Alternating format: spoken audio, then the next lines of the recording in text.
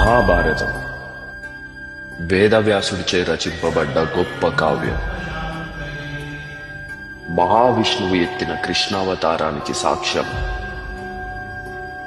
నిండు సభలో జూదం బలి తీసుకున్న ఒక ఆడదాని మానం. రాజ్యం కోసం అన్నదమ్ములే కోరుకున్న కురుక్షేత్రం. మహాభారతం మన జీవితాల్లో ఉన్న సంబంధాలకి, సంగ్రామాలకి సమాధానాన్ని ఇస్తుంది. వ్యాసుడు మహాభారతాన్ని 18 పర్వాలుగా రాశాడు. అందులో ద్రోణాపర్వం గురించి మనం ఈ ఘట్టంలో చెప్పుకుందాం.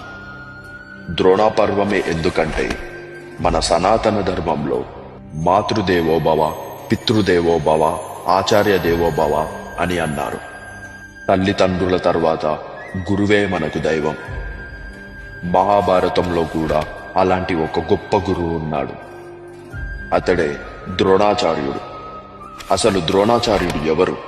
మహాభారతంలో ద్రోణాచార్యుడు ఎంతటి కీలక పాత్ర పోషించాడో మనకి ఈ ద్రోణాపర్వం చెప్పుతుంది.